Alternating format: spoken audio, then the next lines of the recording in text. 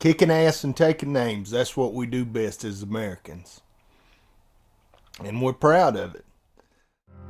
But it makes me want to cry. And I can hear it in the busy New York City streets. And I can hear it in the country Georgia fields of green. Oh, I can't explain, no. But it makes me want to cry.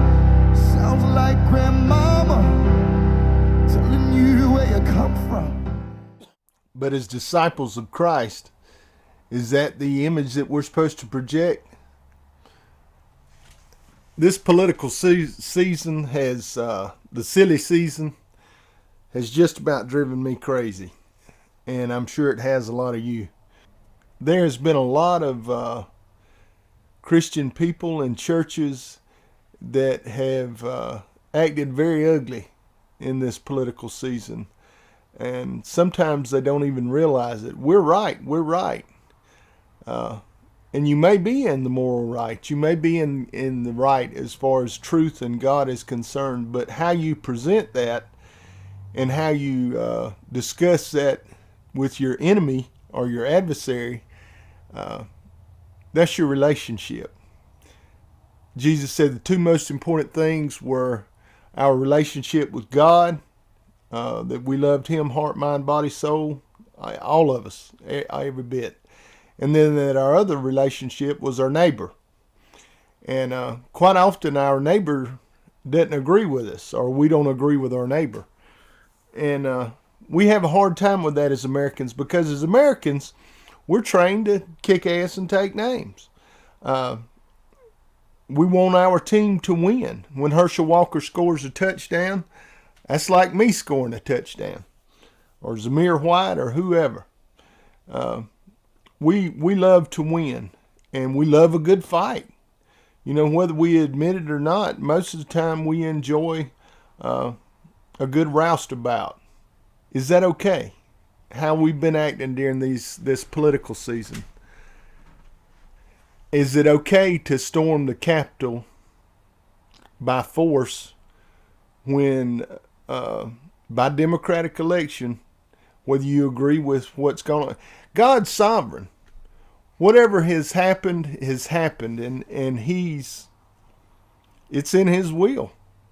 Or maybe it's not in His will, but He is allowing it. If there's been any cheating, then, you know, He hasn't uncovered it. Millions of dollars have been spent already, and it hasn't been uncovered. So what are we supposed to do now? Where do we go from here? I think the most important thing that we need to do is be gracious. If our political candidate didn't win, or our ideals didn't win the election, why? I think that, of course, my party is, I'm a Bible-believing Christian, so I'm a conservative in those terms: liberal, conservative, Democrat, Republican, because I believe God. I believe in the Bible. I don't believe in abortion. I don't believe that's okay to murder babies in any instance. I have conservative Christian values. Hey, I have friends that don't, that are the total opposite of me. And the hardest, when I moved from my small Christian hometown to a more urban college liberal area, and that was a big adjustment for me. That was a big adjustment, realizing that everybody doesn't believe in God.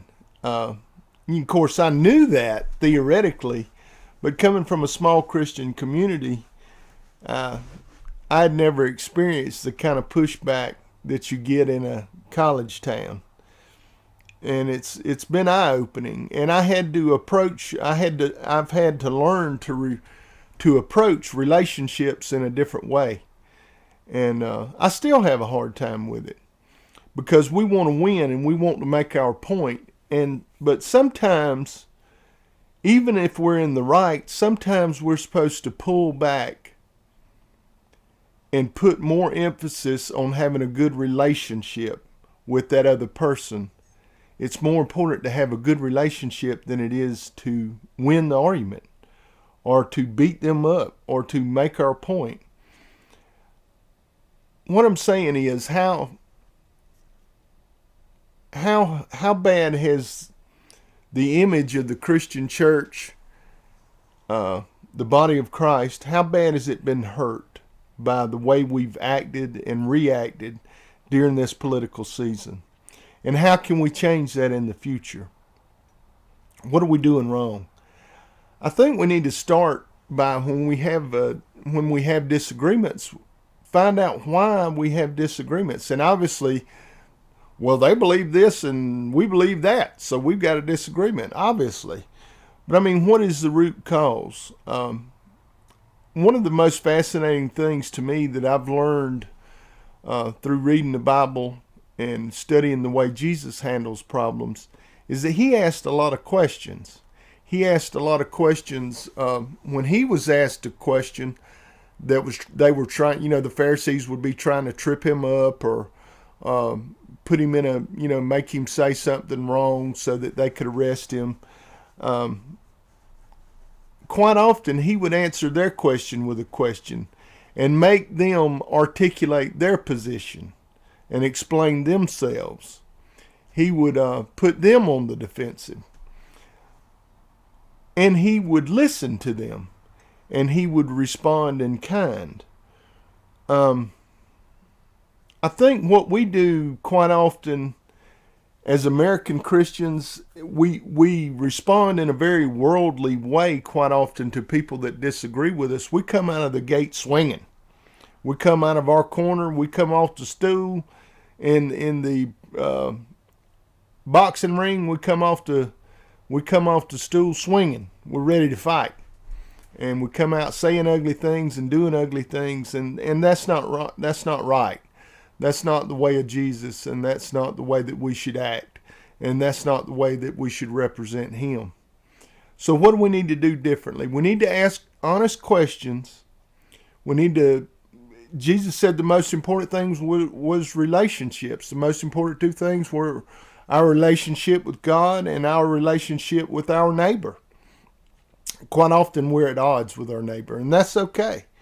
But Jesus said to bless our enemies and to feed them, bring them water, take care of them.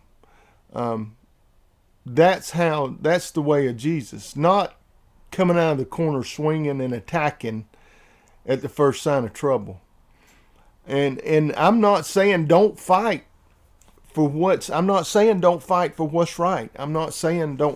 what's moral and what's good and what's right, because you're looking at a fighter.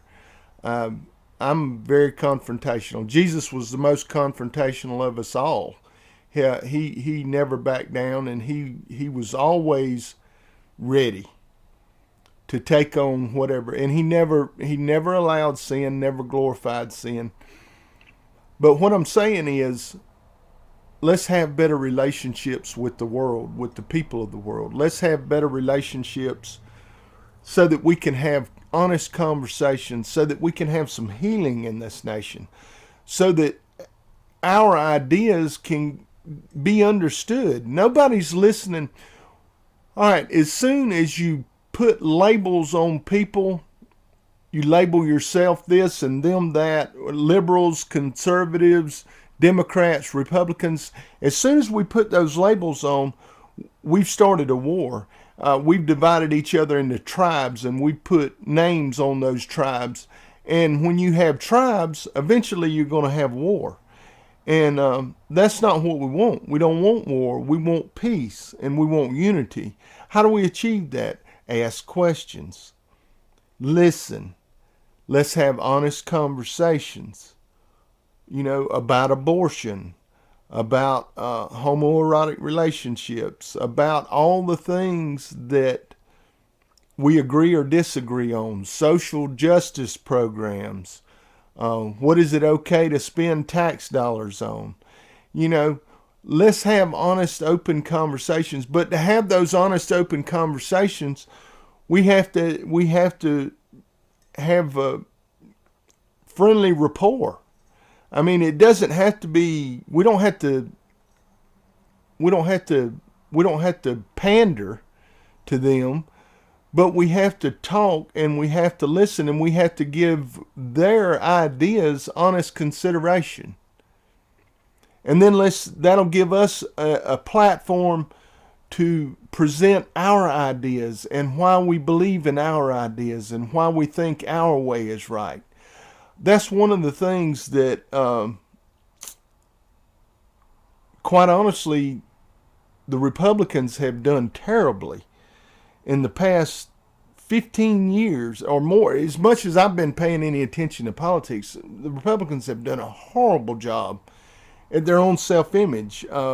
They're constantly getting caught in lies. They constantly appear to be greedy. Stop. Let's live out what we say we are. If we're Christians, if we're conservatives, if we're moral, good people, let's be that. Let's don't pull out a knife and stab somebody every time just because they don't agree with us. Even if it's something as serious as abortion. I mean, we're not going to win anybody over by beating them up. We're going to have to show love. And that's hard for us to do. We're going to have to show love, and we're going to have honest conversations, and we're going to have to be able to articulate our ideas to the other person. Anyway, just some thoughts. Let's stop